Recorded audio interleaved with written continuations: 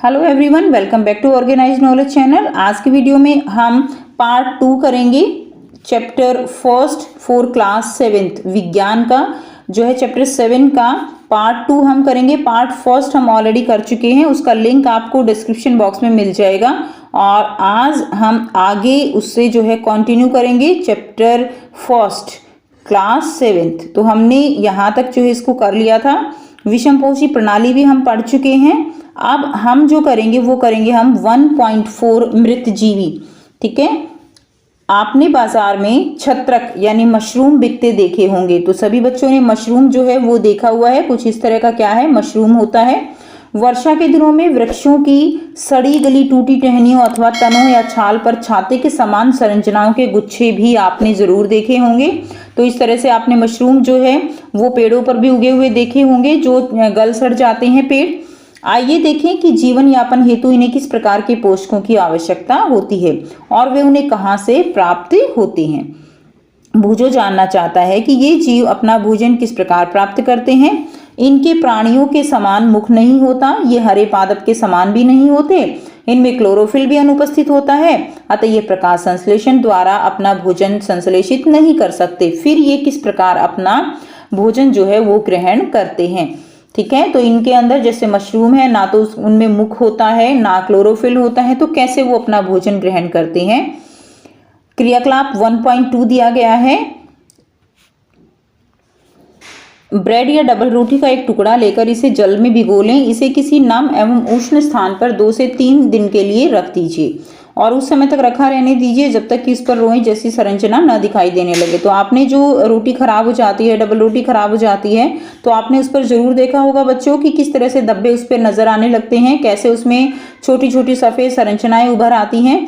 तो आपको पता करना है कि ये धब्बे किस रंग के हैं। किसी आवर्धक लेंस यानी जो आवर्धक लेंस मैग्नीफाइड ग्लास होता है या सूक्ष्मदर्शी की सहायता से इसका अवलोकन आप कर सकते हो। इस अपने प्रेक्षणों को नोटबुक में लिखिए। बहुत संभव है कि आपको रुई के धागों के समान संरचनाएं दिखाई दे जाएंगी।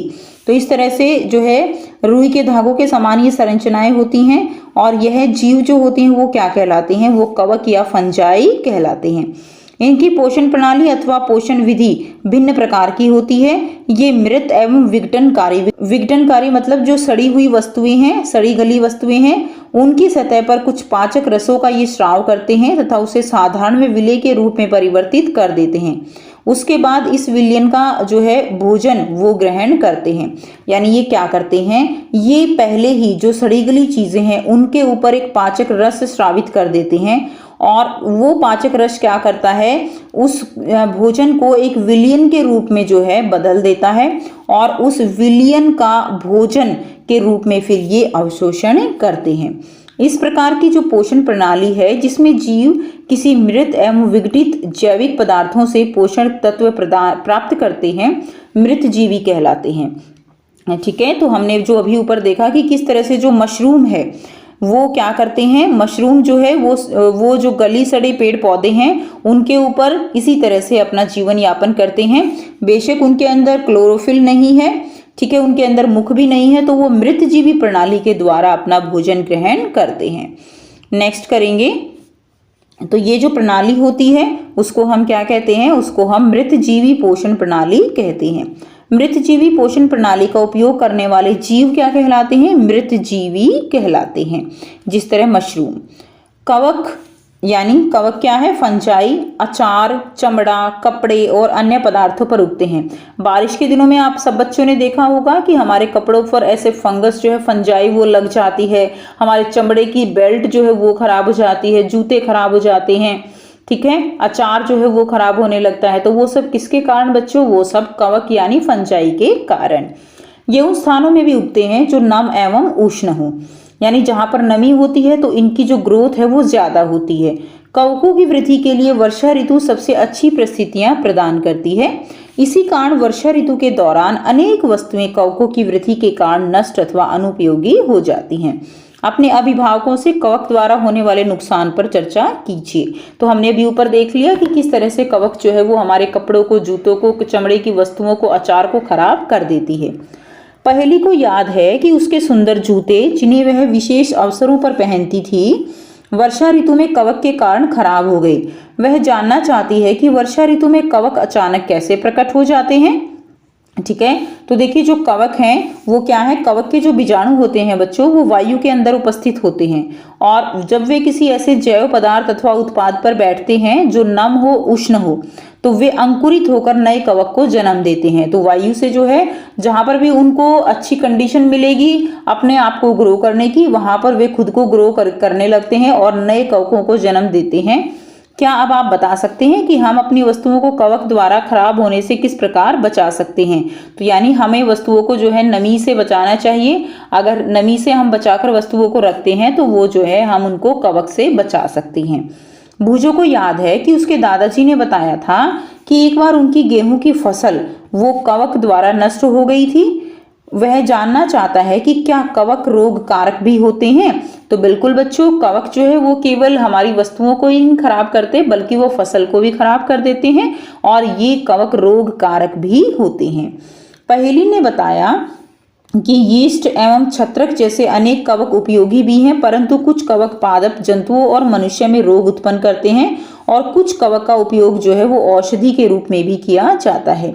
तो कुछ कवक वो हमारे लिए उपयोगी भी होते हैं, ठीक है, और कुछ कवक वो रोग कारक भी होते हैं और कुछ कवक जैसे कि पेनिसिलिन कवक होती है जिसका उपयोग दवाई बनाने में भी किया जाता है। कुछ जीव एक दूसरे के साथ रहते हैं तथा अपना आवास और पोषक तत्व एक दूसरे के साथ बांटते हैं। उन्हें हम क्या कहते हैं? इसे हम सहजीवी संबंध कहते हैं, यानी साथ साथ रहने वाला संबंध। इसमें दो जीव होते हैं, वो एक दूसरे के साथ रहते हैं और आवास और पोषक तत्व वो एक दूसरे के साथ बांटते हैं, यानी एक दूसरे को आवास प्रदान करेगा तो दूसरा उसको क्या प्रदान करता है? पोषक तत्व प्रदान करता है, साथ ही में उसकी किसी और अन्य तरह से भी सहायता वो करता है। उदाहरण दें, कुछ कवक जो है वो वृक्षों की जड़ों में रहते हैं। अब वृक्ष की जड़ में रहते हैं तो वृक्ष क्या करता है? उसको कवक को पोषण प्रदान करता है, बदले में उन्हें जल और पोषकों के अवशोषण की सहायता मिलती है। वृक्ष के लिए इस संबंध का विशेष महत्व है, यानी जो कवक है वो जल और पोषक के अवशोषण करने में उसकी हेल्प करेगी, किसकी? वृक्ष की, और वृक्ष उसको क्या प्रदान करता है? पोषक तत्व प्रदान करता है। नेक्स्ट देखिए, लाइकेन कहे जाने वाले कुछ जीवों में दो भागीदार होते हैं। इनमें एक शैवाल होता है तथा दूसरा कवक होता है। तो जो लाइकेन है वो एक सहजीवी संबंध है, किस किस के बीच में? शैवाल और कवक के बीच में। शैवाल में क्लोरोफिल उपस्थित होता है जबकि कवक के अंदर क्लोरोफिल नहीं होता। कवक शैवाल को रहने का स्थान, जल एवं पोषक तत्व देता है, बदले में शैवाल क्या करता है? प्रकाश संश्लेषण द्वारा संश्लेषित खाद्य जो है वो कवक को देता है। यानी इस तरह से दोनों जो है एक दूसरे के ऊपर निर्भर रहते हैं और दोनों के अंदर ही सहजीवी संबंध होता है, जिसको हम क्या कहते हैं? लाइकेन जो है उनको हम कहते हैं। ठीक है, तो इंपॉर्टेंट है ये आपके लिए। नेक्स्ट है 1.5, मृदा में पोषकों की पुनः पूर्ति किस प्रकार होती है? तो मिट्टी के अंदर पोषकों की पुनः पूर्ति कैसे होती है? क्या आपने किसानों को अपने खेतों में अथवा माली को बगीचे के लॉन, गमलों में खाद तथा उर्वरक डालते देखा है? क्या आप जानते हैं कि वे इन्हें मृदा में क्यों मिलाते हैं? तो आपने जरूर देखा होगा कि जो किसान है वो क्या करते हैं, वो जो खाद है, उर्वरक है, वो उसमें डालते हैं मिट्टी के अंदर। आप पढ़ चुके हैं कि पादप मृदा से खनिज तत्व अवशोषित करते हैं। मृदा में इनकी मात्रा लगातार कम होती जाती है। उर्वरक और खाद में क्या होता है बच्चों? नाइट्रोजन होता है, पोटेशियम, फास्फोरस जैसे पोषक तत्व होते हैं। पादपों द्वारा लगातार उपयोग किए जाने के कारण मृदा में उनकी मात्रा जो है वो धीरे धीरे कम होती जाती है। इसीलिए क्या किया जाता है? मृदा के अंदर पोषक तत्वों की पूर्ति रहे, उसको समृद्ध करने के लिए उर्वरक और खाद मिलाने की आवश्यकता होती है। यानी जैसे पौधे उगेंगे तो क्या होगा? वो पोषक तत्व लेंगे, मृदा में पोषक तत्व की कमी हो जाएगी, फिर उर्वरक और खाद डालकर उस कमी को पूरा किया जाता है। यदि हमें पादप के पोषण की आवश्यकता के बारे में ज्ञान न हो तो हम न केवल पादपों को उगा सकते हैं बल्कि उन्हें स्वस्थ भी रख सकते हैं। पादपों को प्रोटीन बनाने के लिए सामान्यतः नाइट्रोजन की अधिक आवश्यकता होती है। तो प्रोटीन जो है, जो पौधों के अंदर जो हमें प्रोटीन मिलता है उसमें क्या है? उसमें नाइट्रोजन होता है। फसल कटाई के बाद मृदा में नाइट्रोजन की कमी हो जाती है। ठीक है, यानी पौधे जो है मृदा से सारी नाइट्रोजन अवशोषित कर लेते हैं, जिसके कारण मिट्टी के अंदर नाइट्रोजन की कमी हो जाती है। यद्यपि वायु में नाइट्रोजन गैस प्रचुर मात्रा में उपलब्ध होती है, परंतु पादप इसका उपयोग करने में असमर्थ होते हैं। ये हम ऑलरेडी पढ़ चुके हैं। जिस प्रकार वे कार्बन डाइऑक्साइड का उपयोग करते हैं रंध्र के द्वारा नाइट्रोजन का उपयोग ऐसे वो नहीं कर सकते। पौधे नाइट्रोजन को विलेय रूप में ही अवशोषित करते हैं और विलेय रूप में करने के लिए कुछ जीवाणु होते हैं और वो जीवाणु क्या कहलाते हैं, वेरी वेरी इंपॉर्टेंट, राइजोबियम जीवाणु। क्या कहलाते हैं, राइजोबियम जीवाणु। राइजोबियम जीवाणु क्या करते हैं, वो वायुमंडल की नाइट्रोजन को विलेय पदार्थों में परिवर्तित कर देते हैं, परंतु ये राइजोबियम अपना भोजन स्वयं नहीं बना सकते। ठीक है, अब जो राइजोबियम जीवाणु है वो अपना भोजन स्वयं नहीं बनाते, इसीलिए वो कहाँ पर रहते हैं, वो चना, मटर, मूंग, सेम और अन्य जो फलीदार पौधे हैं उनकी जड़ों में रहते हैं तथा उन्हें नाइट्रोजन की आपूर्ति करते हैं। अधिकतर दालें और फलीदार पादपों से प्राप्त, अधिकतर जो दालें हैं वो कहाँ से मिलती हैं, हमें फलीदार पौधों से प्राप्त होती हैं। तो इसमें क्या होता है कि जो फलीदार पौधे होते हैं उनकी जो जड़ होती हैं उनके अंदर कुछ इस तरह से उसके अंदर गांठें होती हैं। ठीक है, तो इन गांठों के अंदर ही क्या होते हैं, इनके अंदर राइजोबियम जीवाणु होते हैं और ये जो राइजोबियम जीवाणु है ये वायुमंडल की नाइट्रोजन को जो है विलेय पदार्थों में बदल देते हैं और ये जो राइजोबियम जीवाणु है ये इन पौधों से ही अपना खाद्य पदार्थ वो प्राप्त करते हैं। तो ये क्या है, ये एक तरह का सहजीवी संबंध होता है और ये किसानों के लिए बहुत ही इंपॉर्टेंट है। और जो ये राइजोबियम जीवाणु है ये मोस्टली फलीदार पौधों पे ही मिलते हैं और यही रीजन होता है कि जो दालें होती हैं, फलीदार पौधे होते हैं, उनके अंदर प्रोटीन जो है वो भरपूर मात्रा में पाई जाती है।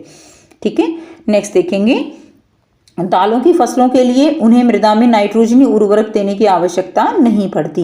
यही नहीं, दाल की फसल उगाने के बाद अगली फसल के लिए भी सामान्यतः उर्वरकों की आवश्यकता नहीं होती, क्योंकि उर्वरक हम डालते हैं नाइट्रोजन की आपूर्ति करने के लिए और जो अगर हम फलीदार पौधे की एक फसल लगा लेते हैं तो ऑलरेडी मृदा के अंदर बहुत मात्रा में नाइट्रोजन वो उन्हें मिल जाती है।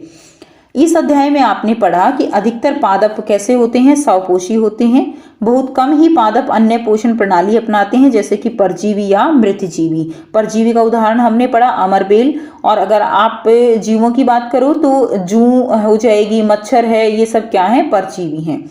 मृतजीवी में हमने फंजाई और कवक का उदाहरण पढ़ा। ठीक है, उसके अलावा परजीव एवं मृतजीवी दूसरे पादपों से पोषण प्राप्त करते हैं। सभी प्राणी अपने भोजन के लिए पादप तथा अन्य प्राणियों पर निर्भर रहते हैं, अतः उन्हें क्या कहा जाता है, उन्हें विषमपोषी के रूप में समूहीकृत किया गया है। क्या हम कह सकते हैं कि कीटभक्षी पौधे आंशिक विषमपोषी हैं? तो बिल्कुल कह सकते हैं, स्वपोषी तो वही है ही वो, ठीक है, साथ में कीटों को खाते हैं तो वो एक जो है आंशिक विषमपोषी भी उनको हम कह सकते हैं। नेक्स्ट देखिए, आपने क्या सीखा, सारांश हम पढ़ेंगे। सभी जीवों को खाद्य की आवश्यकता होती है, इसका उपयोग वे अपनी वृद्धि एवं शरीर के रख रखाव के लिए और आवश्यक ऊर्जा प्राप्ति के लिए करते हैं। नेक्स्ट है, हरे पादप प्रकाश संश्लेषण प्रक्रम द्वारा अपना खाद्य स्वयं संश्लेषित करते हैं। हरे पादप क्या क्या चाहिए, कार्बन डाइऑक्साइड, जल और खनिज जैसे जो सरल रासायनिक पदार्थ हैं उनका उपयोग खाद्य संश्लेषण के लिए करते हैं। प्रकाश संश्लेषण के लिए क्लोरोफिल और सूर्य का प्रकाश अनिवार्य रूप से आवश्यक है। तो अगर जैसे हम अपना भोजन क्यों नहीं बना सकते, क्योंकि हमारे अंदर क्लोरोफिल नहीं होता, इसीलिए हम अपना भोजन स्वयं नहीं बना सकते। नेक्स्ट है, कार्बोहाइड्रेट जैसे जटिल रासायनिक पदार्थ प्रकाश संश्लेषण के उत्पाद हैं। प्रकाश संश्लेषण के प्रक्रम में क्लोरोफिल की सहायता से पत्तियों द्वारा सौर ऊर्जा का संचयन किया जाता है। प्रकाश संश्लेषण में ऑक्सीजन उत्पादित होती है। इस ऑक्सीजन का उपयोग सभी जीवों द्वारा उनकी उत्तरजीविता के लिए किया जाता है। नेक्स्ट है, कवक अपना पोषण मृत एवं अपघटित जैव पदार्थों से प्राप्त करते हैं, वे मृतजीवी कहलाते हैं। तो कवक क्या है, वो मृतजीवी कहलाते हैं क्योंकि वो अपघटित जैव पदार्थों से अपना भोजन प्राप्त कर रहे हैं। अमरबेल भी क्या है, पादप परजीवी है, वे परपोषी पादप से अपना भोजन ग्रहण करते हैं। कुछ पादप एवं अन्य सभी जीव अपने पोषण हेतु दूसरे जीवों पर निर्भर होते हैं और क्या कहलाते हैं, विषमपोषी कहलाते हैं। ठीक है, तो ये सारांश है। अब हम इसके अभ्यास के जो प्रश्न उत्तर दिए गए हैं उनको हम डिस्कस करेंगे। अभ्यास का पहला जो प्रश्न है वो है, जीवों को खाद्य की आवश्यकता क्यों होती है? जीवों को खाद्य की आवश्यकता निम्न कारणों से होती है। पहला दिया गया है, काम करने के लिए ऊर्जा की आवश्यकता होती है, शरीर निर्माण के लिए, शरीर के टूट फूट की मरम्मत के लिए, कोशिकाओं को नियमित ऊर्जा प्रदान करने के लिए, इसीलिए जीवों को खाद्य की आवश्यकता होती है। नेक्स्ट प्रश्न 2 है, परजीवी एवं मृतजीवी में अंतर स्पष्ट कीजिए। तो परजीवी क्या होते हैं, ये अपना भोजन अन्य जीवों से प्राप्त करते हैं। परजीवी सामान्यतः परपोषी के शरीर के ऊपर या भीतर रहते हैं। मृतजीवी क्या होते हैं? मृतजीवी अपना पोषण जीवों के मृत और सड़े गले जैविक पदार्थों से प्राप्त करते हैं। मृतजीवी मृत और सड़े गले पदार्थों के ऊपर रहते हैं। नेक्स्ट प्रश्न 3 है, आप पत्ती में मंड की उपस्थिति का परीक्षण कैसे करेंगे? तो देखिए, जो पत्ती हैं, पत्तियों में आयोडीन विलयन की कुछ बूंदें गिराकर हम मंड की उपस्थिति का परीक्षण कर सकते हैं। ठीक है, जब आयोडीन विलयन जो है मंड के संपर्क में आता है तो गहरा नीला रंग जो है वो उसमें दिखाई देता है। नेक्स्ट है, हरे पादपों में खाद्य संश्लेषण प्रक्रम का संक्षिप्त विवरण दीजिए। तो बच्चों यहाँ से आपको करना है, पादपों में खाद्य संश्लेषण प्रकाश संश्लेषण की क्रिया द्वारा संपन्न होता है। प्रकाश संश्लेषण के दौरान पत्ती की क्लोरोफिल युक्त कोशिकाएं सूर्य के प्रकाश की उपस्थिति में कार्बन डाइऑक्साइड जल से कार्बोहाइड्रेट का संश्लेषण करती हैं। किसी प्रवाह चित्र की सहायता से दर्शाइए कि पादप भोजन के मूलभूत स्रोत हैं। क्वेश्चन नंबर 5 है। यहाँ से ये वाला जो डायग्राम है ये आप क्वेश्चन नंबर 5 के आंसर में आप ये डायग्राम ड्रॉ कर लेंगे। नेक्स्ट देखिए, क्वेश्चन नंबर 6 दिया गया है। क्वेश्चन नंबर 6 है, रिक्त स्थानों की पूर्ति कीजिए। क दिया गया है, क्योंकि हरे पादप अपना खाद्य स्वयं बनाते हैं इसलिए उन्हें क्या कहा जाता है? उन्हें क्या कहा जाता है? स्वपोषी कहा जाता है। ख दिया गया है, पादपों द्वारा संश्लेषित खाद्य का भंडारण डैश के रूप में किया जाता है। तो पादपों द्वारा जो संश्लेषित खाद्य है उसका भंडारण मंड के रूप में किया जाता है। ग देखिए, प्रकाश संश्लेषण के प्रक्रम में जिस वर्णक द्वारा सौर ऊर्जा संग्रहित की जाती है उसे क्या कहा जाता है? उसे क्या कहा जाता है? क्लोरोफिल कहा जाता है। नेक्स्ट घ है, प्रकाश संश्लेषण में पादप वायुमंडल से डैश लेते हैं और डैश का उत्पादन करते हैं। तो वायुमंडल से क्या लेते हैं? कार्बन डाइऑक्साइड लेते हैं तथा ऑक्सीजन का उत्पादन करते हैं। ठीक है, किसका उत्पादन करते हैं? ऑक्सीजन का उत्पादन करते हैं। तो इसमें आप यहाँ पे साथ लिख लेंगे ऑक्सीजन। ठीक है, ऑक्सीजन का उत्पादन वो करते हैं। नेक्स्ट करेंगे, नेक्स्ट क्वेश्चन दिया गया है क्वेश्चन नंबर 7, निम्न कथनों से संबंध परिभाषित शब्द बताइए। क, पीत दुर्बल तने वाला परजीवी पादप क्या कहेंगे उसको? अमरबेल। ख दिया गया है, एक पादप जिसमें स्वपोषण एवं विषम पोषी दोनों ही प्रणाली पाई जाती हैं उसको क्या कहा जाता है? तो उसको क्या कहा जाता है? घटपर्णी कहा जाता है। स्वपोषी भी होता है और विषम पोषी भी होता है। नेक्स्ट देखिए, वे रंध्र जिनके द्वारा पत्तियों में गैसों का आदान प्रदान का विनिमय होता है उन्हें क्या कहते हैं? उन्हें हम पर्णरंध्र कहते हैं। नेक्स्ट है प्रश्न 8, सही उत्तर पर चिन्ह लगाइए। अमरबेल किसका उदाहरण है? स्वपोषी, परजीवी, मृतजीवी या परपोषी का? तो आप आसानी से बता सकते हो, अमरबेल जो है वो परजीवी का उदाहरण है। ख दिया गया है, कीटों को पकड़कर अपना आहार बनाने वाले पादप का नाम क्या है? तो कीटों को पकड़कर अपने आहार बनाने वाले पादप कौन है? अमरबेल, गुड़हल, घटपर्णी, पीचर पादप जिसको हम कहते हैं, या गुलाब। तो आंसर क्या हो जाएगा? घटपर्णी। थर्ड जो है इसका आंसर हो जाएगा पीचर पादप। नेक्स्ट देखिए, क्वेश्चन नंबर 9 है, कॉलम ए में दिए गए शब्दों का मिलान कॉलम बी के शब्दों से आपको करना है। तो इसमें देखिए, क्लोरोफिल, क्लोरोफिल जो है वो कहाँ पर होता है? क्लोरोफिल पत्ती में होता है। ठीक है, किसमें होगा? पत्ती में होता है। तो आप इससे इसको मैच कर दीजिएगा। नेक्स्ट है नाइट्रोजन। नाइट्रोजन में, नाइट्रोजन को मिट्टी के अंदर जो है मिलाने वाले कौन हैं? वो हैं जीवाणु, राइजोबियम जीवाणु। नेक्स्ट दिया गया है अमरबेल। अमरबेल परजीवी है। नेक्स्ट है जंतु, जंतु परपोषी है। उसके बाद कीट भक्षी क्या है? घटपर्णी है। तो यहाँ से आप इसके आंसर कर सकते हो। नेक्स्ट दिया गया है क्वेश्चन नंबर 10, निम्न कथनों में सत्य एवं असत्य कथनों का चयन कीजिए। पहला है, प्रकाश संश्लेषण में कार्बन डाइऑक्साइड मुक्त होती है। तो ये बिल्कुल असत्य है। प्रकाश संश्लेषण में कार्बन डाइऑक्साइड नहीं बच्चों, ऑक्सीजन मुक्त होती है, इसलिए ये असत्य है। ख दिया गया है, ऐसे पादप जो अपना भोजन स्वयं संश्लेषित करते हैं मृतजीवी कहलाते हैं। तो ऐसे पादप जो अपना भोजन स्वयं संश्लेषित करते हैं वो स्वपोषी कहलाते हैं, ना कि मृतजीवी। तो ख भी असत्य हो गया, ये भी गलत है। ग है, प्रकाश संश्लेषण का उत्पाद प्रोटीन नहीं है। तो प्रकाश संश्लेषण का उत्पाद कार्बोहाइड्रेट है, ना कि प्रोटीन। तो ये क्या हो गया? ये सत्य है। ठीक है। घ दिया गया है, प्रकाश संश्लेषण में सौर ऊर्जा का रासायनिक ऊर्जा में रूपांतरित हो जाता है। तो ये बिल्कुल ठीक है। प्रकाश संश्लेषण में सौर ऊर्जा जो है वो किस में बदल जाती है, रासायनिक ऊर्जा में बदल जाती है। तो ये क्या हो जाएगा, ये सत्य है। नेक्स्ट देखिए क्वेश्चन नंबर 11, पादप के किस भाग द्वारा प्रकाश संश्लेषण हेतु कार्बन डाइऑक्साइड ली जाती है। तो किस भाग द्वारा ली जाती है, ऑप्शन दिए गए हैं मूल, रोम, रंध्र, पर्ण, शिराएं और बाह्य तल। तो किस द्वारा ली जाती है, रंध्र के द्वारा। तो ख जो है सही आंसर होगा। प्रश्न 12 है, वायुमंडल से मुख्यतः जिस भाग द्वारा पादप कार्बन डाइऑक्साइड प्राप्त करते हैं वह है जड़, तना, ठीक है, जड़ है ये, जड़, तना, पुष्प या पत्तियां। तो किसके द्वारा कार्बन डाइऑक्साइड प्राप्त करते हैं, पत्तियों के द्वारा। पत्तियों में क्या प्रेजेंट होते हैं, पत्तियों में रंध्र उपस्थित होते हैं जिसके द्वारा वो कार्बन डाइऑक्साइड ग्रहण करते हैं। सो ये हो गया आपका कंप्लीट चैप्टर फर्स्ट आपका कंप्लीट हो गया है, जिसको हमने 2 पार्ट में कवर किया, ठीक है। फर्स्ट एंड सेकेंड 2 पार्ट में हमने इस चैप्टर को with exercise question complete cover किया है। सो इस वीडियो के साथ हमारा चैप्टर कंप्लीट होता है और आई होप आपको ये चैप्टर अच्छे से समझ आया है। इसका फर्स्ट पार्ट अगर आपने नहीं देखा है तो उसका लिंक आपको डिस्क्रिप्शन बॉक्स में मिल जाएगा, वहां पर विजिट कर आप इसका फर्स्ट पार्ट भी देख सकते हो और समझ सकते हो। एंड आई होप आपको ये चैप्टर क्लियर है। वीडियो अच्छी लगी तो लाइक कीजिए, शेयर कीजिए और चैनल को सब्सक्राइब कीजिए। And thanks for watching, have a nice day.